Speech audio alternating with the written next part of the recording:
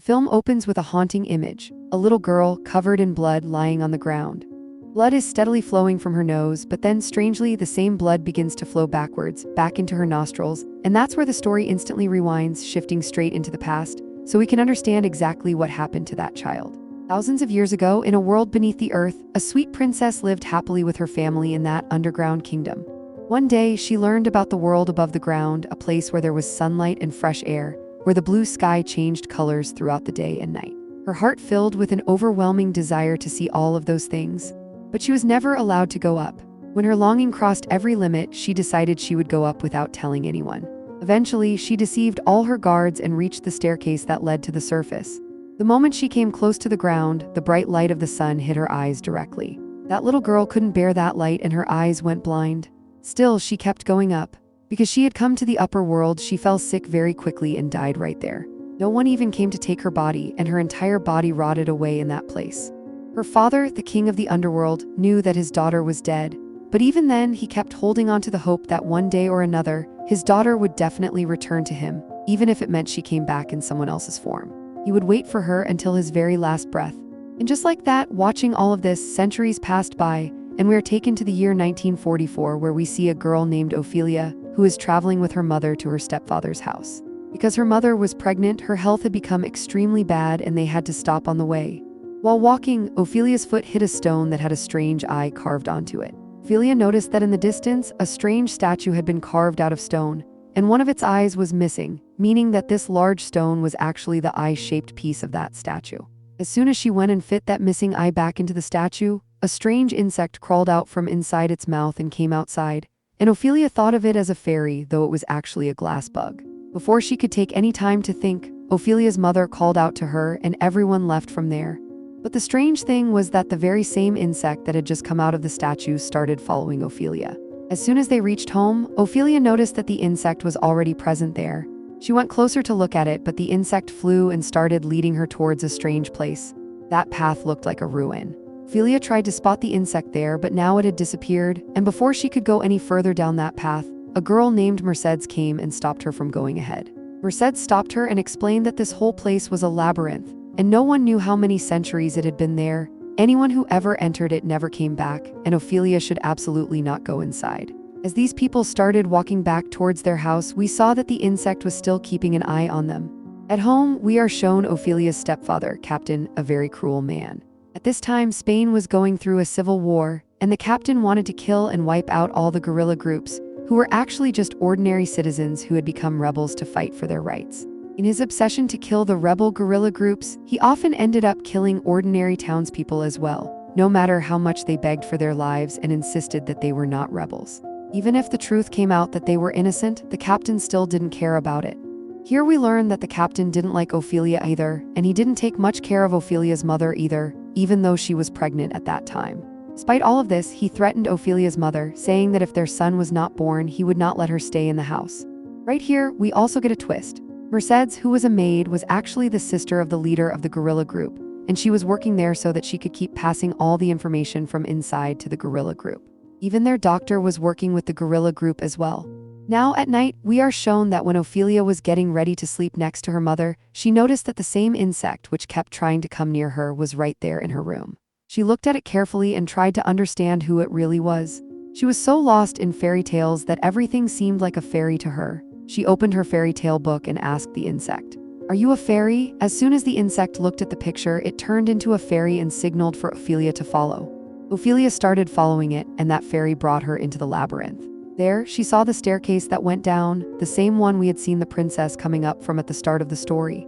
When Ofelia hesitantly started going down, she saw a terrifying creature there which became extremely happy upon seeing Ofelia. It said, "You have finally come. I have been waiting for you for so many years." Ofelia couldn't understand what it was saying. In fact, she had started to fear this creature. That creature told her, "Don't be afraid of me. I am not your enemy. My name is the Faun and I am your servant. You are a princess. You do not belong to this world. You belong to the world beneath the ground and you are the daughter of the king there. Your name is Princess Moanna." Ofelia said all of this wasn't true.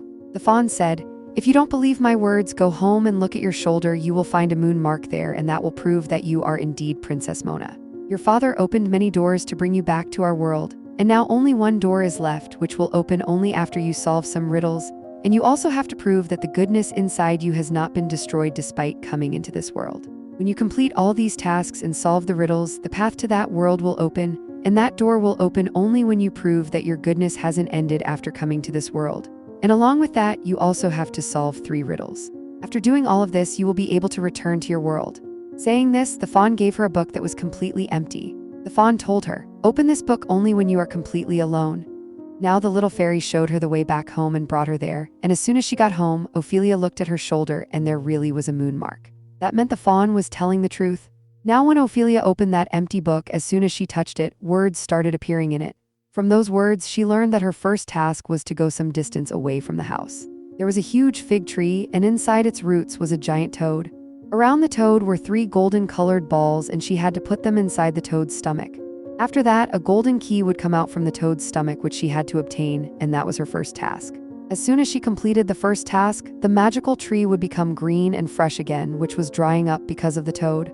Ofelia immediately went there and found that tree. Seeing such a huge toad inside, she was frightened for a moment, but she went into the swamp, found those 3 magical golden balls, and put them into the toad's mouth.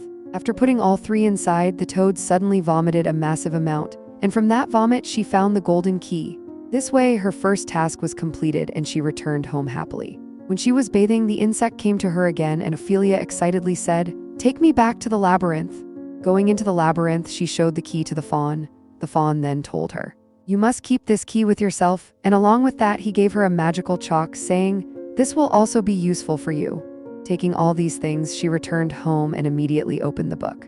As soon as she touched it, instead of anything appearing, blood started flowing all over the page. Seeing this, she panicked heavily and closed the book. At that exact moment, she heard her mother screaming. She went and saw that her mother's condition had worsened and she had started bleeding heavily. Ofelia left her book right there and immediately went to call her father. But even her father, upon hearing her mother's condition, paid no attention. Poor Ofelia, how could she handle all of this alone? Because of her mother's illness, she became very troubled. Days passed in this manner, and one night when she was sleeping deeply, the faun came to her. He was angry that Ofelia still hadn't completed the next task. She explained that she was very worried because of her mother's health. Then the faun told her that he understood that, but they also couldn't wait much longer because the night of the full moon was approaching, and only on that night would the door be able to open. To help Ofelia, the faun gave her a magical root that looked like a baby and said, "Every morning, put milk into this, along with 2 drops of your own blood, and keep it under your mother's bed. After that, she will become completely healthy in just a few days." Along with this, the faun also gave Ofelia some fairies so that they could help her with the next task, because the next task was going to be extremely difficult. The faun explained, "In the next task, you will face not an animal or a human, but a monster. When you go there to complete your task, that monster will try to kill you by any means, but you have to save yourself. Also, when you go there, food will be laid out for you, delicious things to eat. You must not fall into greed for any of those things, just focus on completing your work." He also gave her a glass and said, "You must return before this time runs out." After explaining everything, the faun left. Now Ofelia opened the book and touched it, and the second task appeared written there. The first step was that using the magical chalk she had to draw a door on any wall of her house. As soon as she drew that door, a portal opened which belonged to another world, or rather, the world of that monster.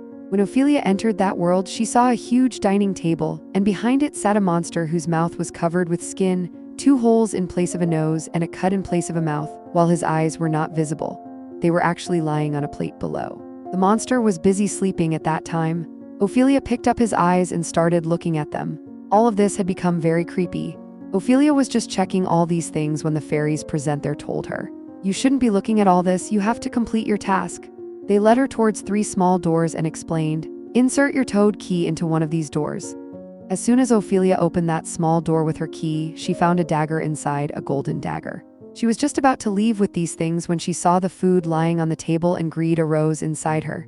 She had forgotten the faun's warning and she picked up the food and started eating. All of that belonged to the monster. As soon as she touched the monster's things, the monster woke up, placed his eyes into his hands, and put those hands where his eyes belonged. And now he could see Ofelia and started chasing after her life. Before he could catch her and kill her, those little fairies attacked the monster's eyes to distract him. Taking the opportunity, Ofelia ran from there. But she saw that her time was now over and the door she had opened was now gone as well. The monster had killed those poor little fairies and was now coming towards Ofelia again to kill her. But then Ofelia used her mind, and using her magical chalk, she made a mark upwards and went inside. That mark actually led her back to her room, and this way, her life was saved. She had completed the task, but during it, 2 fairies had died because of her. She was very sad. After coming back, she saw that morning had arrived. She quickly picked up the root, poured milk into it, and placed it under her mother's bed. Her mother regained consciousness, and Ofelia became very happy because of that. Now here we are shown Ophelia's stepfather, who had stooped to the last limits of cruelty. He had stopped the villagers' food supplies and medicines so that they would be forced to reveal the whereabouts of the guerrilla groups. And when these people had no food, they wouldn't be able to give food to the guerrilla groups either. Thus, more than half of the rebel fighters would die of hunger, and their work would become easier. Acting like this, a few days passed, and all the townspeople became extremely distressed.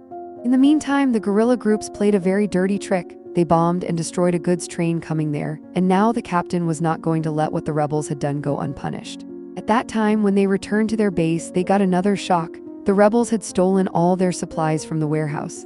This was the same supply that had been stopped from the townspeople.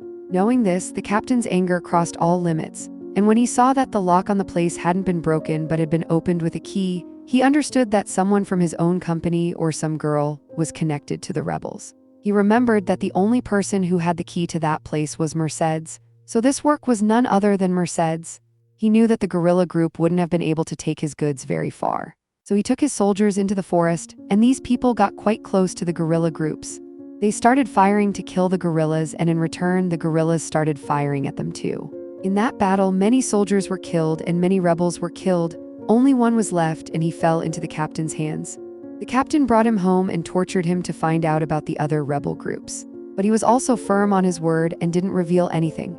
The captain ordered the doctor to treat him and heal him completely so they could torture him again and find out the group's plans. But the doctor went the opposite way. He gave the man a poison injection and killed him because the doctor himself was working with the rebels. As soon as the captain discovered the truth about the doctor, he shot the doctor right there and finished him off. On the other side, we are shown Ofelia, whom the Faun came to meet again at night. The Faun was very angry with her. He said, "You have not been a good girl. Now the greed of this world has entered you, and because of that greed, you picked up things from that place and ate them, and do you know what the result of your greed was?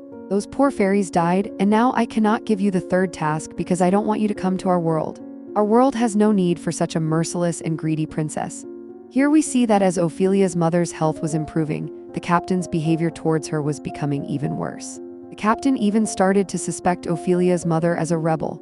And because of this suspicion, he checked all of her belongings and found that magical root under the bed that Ofelia had placed there. He picked up the root and angrily put it on Ophelia's mother's hand, demanding, "What is all this?" She had no answer. So the captain left angrily, and then Ophelia's mother asked Ofelia what this was all about. Here, Ofelia didn't hide anything from her mother. She was deeply scared of the captain's behavior, so she told her the whole truth, how she had gone into the labyrinth and met a faun there, and everything she had done. She explained that it was because of this root that she was recovering.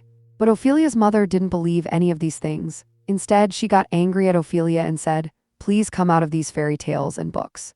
This world is very different from these things." Saying this, she hugged her daughter Ofelia and threw the root into the fire. That root writhed in the fire and died.